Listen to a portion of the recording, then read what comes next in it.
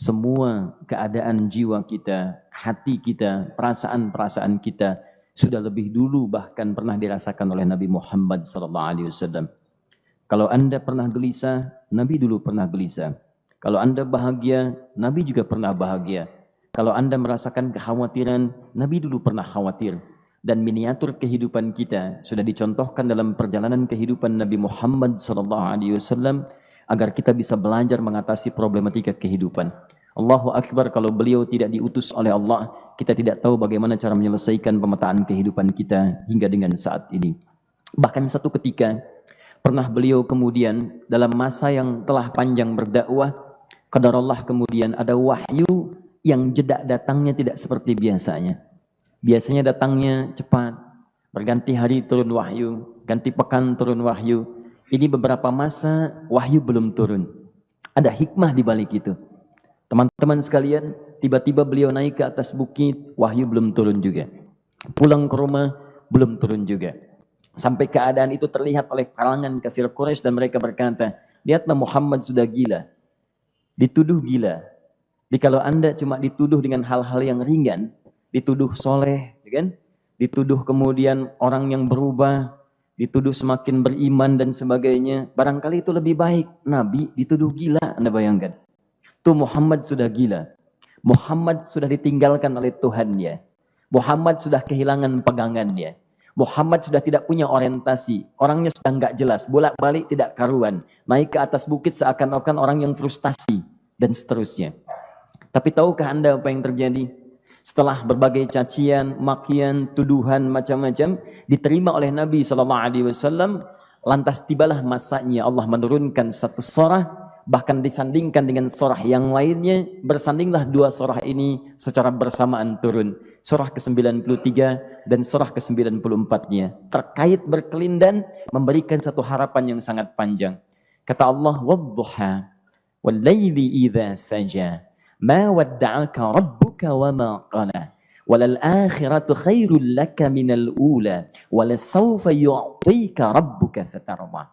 Alam yajidka yatiman fa'awa, wa wajadaka dhallan fahada, wa wajadaka 'ailan fa'aghna. Fa'amma al-yatima fala taqhar, wa amma as-sa'ila fala tanhar, wa amma bi ni'mati rabbika fahaddits." Ya Muhammad, saya bersumpah dengan waktu duha. Kalau kita baca dengan ilmu balaghahnya, itu bukan sekedar sumpah mengilustrasikan waktu duha. Karena di ilmu balaghah itu nanti ada 3 turunan ilmu.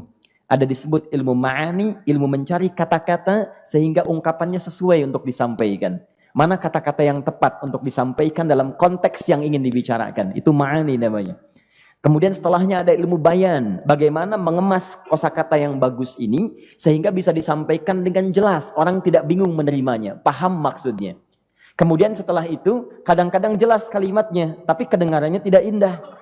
Woi, rapatkan, woi, apa belum paham juga? Rapatkan saf. Nah, memang jelas, tapi nggak ngenakin.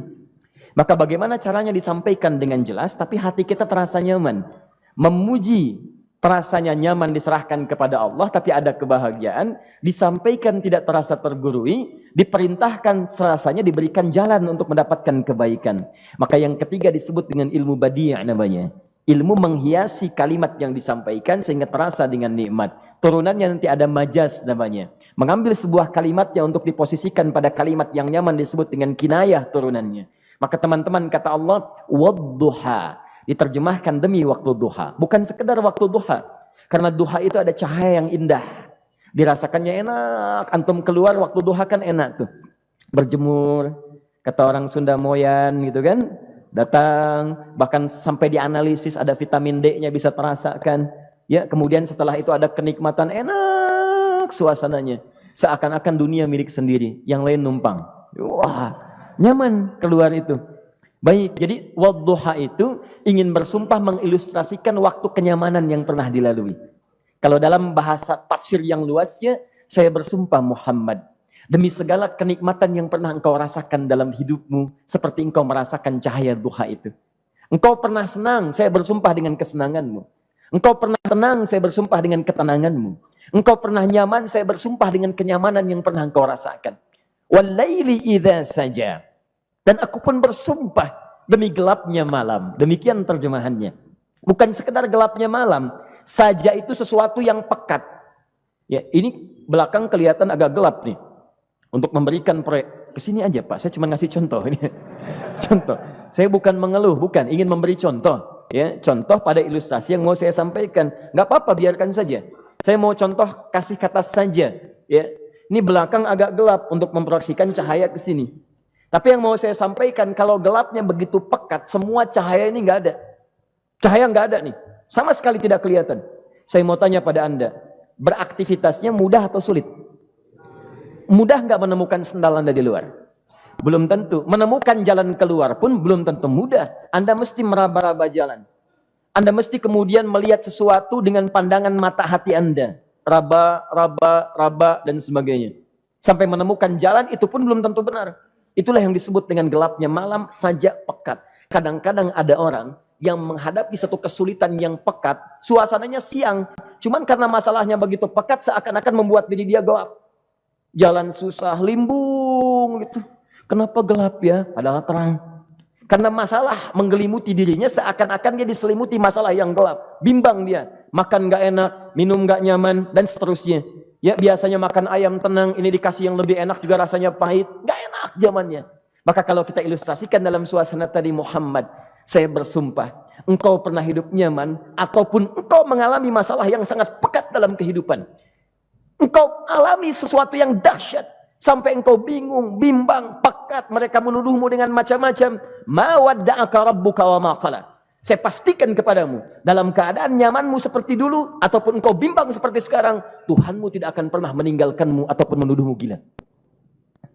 Orang-orang yang dekat dengan Allah Subhanahu wa Ta'ala, maka Allah akan menjaganya, baik dalam keadaan yang tenang dan nyaman, ataupun dalam kesulitan yang luar biasa. Walal akhiratu khairul laka minal ula. Nanti saya akan tunjukkan kepadamu, jika kamu telah tabah dan sabar menerima cacian mereka, menerima tuduhan mereka, nggak apa-apa, ini kan muqaddimah. Masa kamu masih panjang. Kamu masih panjang dalam berdakwah, kehidupan kamu masih panjang membawa tugas dan misi. Kalau kamu belum bersabar pada yang sekarang, bagaimana dengan yang di masa depan? Tapi saya pastikan kepadamu, jangankan yang seperti ini, masalah pekat yang paling hebat pun kamu akan hadapi, yang membuat kamu sedemikian sulit lebih daripada ini, yakinkan pada jiwamu, aku tidak akan pernah meninggalkanmu. Ini prinsip dalam kehidupan kita. Jika Anda menggantungkan hidup kepada Allah, Anda bersandar dengan baik kepada Allah, maka ayat ini akan mengatakan, teman-teman sekalian, Allah tidak akan pernah meninggalkan Anda dalam setiap kehidupan Anda. Nanti, sekarang perjuangan, kata Allah, walal akhiratu khairul laka minal ula. Nanti saat kamu tiba di akhirat, saya akan tunjukkan kepadamu, ada yang lebih hebat yang tidak pernah engkau rasakan sebelumnya saat di bumi. Tidak akan ada lagi kesulitan yang kamu hadapi. Tidak akan ada lagi cacian yang kamu kemudian hadapi. Tidak ada lagi kemudian tuduhan yang kemudian kamu rasakan. Aku akan berikan apapun yang kamu inginkan sampai kamu puas. Wala sawfa yu'tika rabbuka fatardah. Nanti kamu pengen apapun, aku berikan. Kalau saufa masih ada jeda, ya. Kalau bahasanya wa yu'tika mungkin seketika. Tapi ketika mengatakan saufa, artinya bukan saat ini Muhammad. Sekarang pun aku berikan, tapi nanti yang di akhirat aku berikan sampai kamu merasa puas. Ayo minta apa saja. Hadir, hadir, hadir, hadir. Tapi yang paling indah, kalau kamu tidak percaya, alam yajidka yatiman sa'awa. Cobalah ingat, kalau sekarang sedang susah, coba ingat dulu. Bukankah saat kamu yatim, aku yang merawat sampai kamu tidak merasakan kegelisahan itu? Lahir bapak tidak ada, aku cukupkan dengan kakek. Kakek meninggal, aku hadirkan ibu dan paman hadir di sekitaranmu. Ibu meninggal, ada kakek. Kakek meninggal, ada paman. Dan Khadijah hadir di sekitaranmu. Bukankah aku rawat pada saat itu? Wajadaka dhallan fahada. Kamu sedang bingung, sedang susah, bukankah sering aku berikan petunjuk kepadamu? Wajadaka ailan fa'aghna. Kamu merasakan kesulitan, lahir dalam keadaan yatim, tidak ada pendukung, maka aku jadikan kaya. Bukankah saat kamu menikah dengan Khadijah, aku tambahkan lagi pendukung untuk misi dakwahmu? Ini pesan dalam Al-Quran. Kalau Anda sedang merasa susah, kalau ingin menenangkan diri, ingat-ingat yang baik-baik yang dulu. Kalau Anda sedang jatuh dalam bisnis, ingat-ingat saat Anda meningkat dalam bisnis Anda. Allah tidak pernah tinggalkan Anda. Mungkin ini ujian untuk membuat Anda lebih hebat lagi di masa depan. Kalau Anda tidak tahan bantingan yang sekarang, bagaimana Anda bisa mengatasi pelintiran yang akan datang? Karena dalam kehidupan bukan cuma dibanting. Anda mungkin mengalami penyingkiran, penyungkuran, lipatan, guntingan, bantingan, macam-macam. Jikalau satu gaya belum bisa Anda atasi, bagaimana Anda bisa berharap mendapatkan turunan yang lainnya? Selalu ingat bahwa jika hidup Anda ingin tampil gaya, Anda harus merasakan tekanan dalam kehidupan. Karena F selalu berbanding lurus dengan P, hukum Pascalnya. Gaya berbanding lurus dengan tekanan. Orang yang ingin tampil gaya dalam kehidupan, maka dia mesti siap menghadapi tantangan-tantangan hidup yang diatasi. Turun ayat. Sampai ujungnya. Jikalau kamu sudah begini lagi, jangan pernah kamu membentak orang lain. Jangan pernah merendahkan orang lain. Karena Allah pun menjaga setiap hamba sepanjang ia mendekat kepadamu. Setelah itulah turun kemudian surah Al-Insyirah. Alam nashrah lakas sadra. Antum kenal Nabi Musa? Baik. Tapi agak lumayan lah. Tadi saya di Soreang kenal Fir'aun. Di sini Musa. Baik, alhamdulillah. Perhatikan ya, dahsyatnya pemberian Allah kepada Nabi Muhammad SAW. Nabi Musa alaihi salam, dan sering kali kita bacakan untuk memohon kepada Allah. Rabbi syrahli sadri. Perhatikan baik-baik. Ini keunggulan Nabi Muhammad SAW dibanding Nabi Musa alaihissalam. Dua-duanya Nabi, Rasul, tapi masing-masing punya keistimewaan. Musa, Nabi, berdakwah, memohon kepada Allah kelapangan hati. Rabbi syrahli sadri. Ya Allah, tolong lapangkan hatiku nih. Kenapa mesti lapang? Karena pasti Musa merasakan nih. Saya tahu betul karakter Fir'aun. Belum apa-apa sudah memaki. Kalau orang yang hatinya tidak lapang, tidak akan tahan dengan makian, keluarlah kemudian balasan yang tidak digambarkan sebelumnya. Fir'aun itu kasar. Kasarnya bukan sekedar kasar, bahkan saking kasarnya bisa berujung pada eksekusi kematian. Saya contohkan tadi di sore yang ini, saya nggak suka dengan rambutnya nih, kata Fir'aun. Bukan nyuruh nyukur mas, tolong pisahkan kepala dari badannya. Gitu gayanya tuh, Fir'aun. Ya. Bukan nggak ngenakin, susah dengan Fir'aun itu. Jadi kalau belum apa-apa datang Musa ke situ, hatinya tidak seluas samudra, hatinya tidak lapang, cuman seluas gelas, tidak akan sabar menerima cacian Fir'aun. Begitu datang dicaci, dasar anak gak tahu diri, gak tahu malu, sudah saya rawat begini. Ya Allah, saya bosan dengarnya, matiin aja sekarang.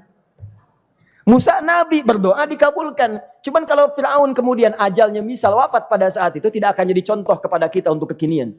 Bagaimana orang yang bebal untuk bertobat kepada Allah Subhanahu wa ta'ala.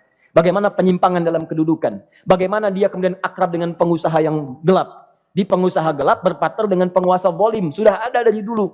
Pengusahanya disebut dengan Qarun. Kemudian mohon maaf, ya, yang pemimpinnya disebut dengan Fir'aun. Tokoh intelektualnya disebut dengan Haman. Makanya cerita ini komplit di Quran. Sudah ada. Di setiap persoalan dalam kehidupan masyarakat disebabkan tiga hal yang berkolaborasi. Kalau bukan penguasa zalim, berpartner dengan pengusaha gelap, ditopang oleh intelektual yang sembrono. Itu persoalan. Jadi kalau ada sekarang intelektual menyalahgunakan kepintarannya, dia terlambat, sudah ada Haman dulu. Dan gak usah bersaing, dia bisa bikin piramida, Anda belum tentu bisa membuatnya. Kalah Anda, masih kalah hebat. Ya, jadi kalau dititipkan sesuatu, jangan disimpangkan. Yang ingin saya sampaikan, Musa mengatakan, Rabbi syrahli sadri. Nabi berangkat berdoa dikabulkan oleh Allah. Nabi Muhammad belum minta turun ayat. Alam nashrah laka sadrak. Yang ini minta Rabbi syrahli sadri. Nabi Muhammad alam nashrah laka sadrak. Muhammad mulai dari peristiwa sehingga engkau akan lebih sabar lagi menerima tantangan-tantangan dakwah. Mulai sejak itu jangankan dimaki, dilempar batu di Taif. Dari Mekah pergi ke Taif dengan Zaid kemudian. Sampai di Taif mendapatkan sesuatu yang tidak dibayangkan sebelumnya. Kalau cuma dihentikan saat mengajar, wajar. Ini dilempari batu. Anda bayangkan? Bisa kebayang nggak? Lempari batu tuh. Lempar, dilempar. Zaid jadi tameng, berdarah-darah, kemudian mundur. Mundur, beristirahat di bawah tepian pohon. Begitu beristirahat, datang malaikat penjaga dua gunung. Turun malaikat dengan kesal mengatakan, Ya Rasulullah, mud yadaika ilas sama. Ya Rasulullah, angkat tanganmu ke langit. Minta kepada Allah, aku angkat dua bukit di Taif, aku himpit keduanya mereka.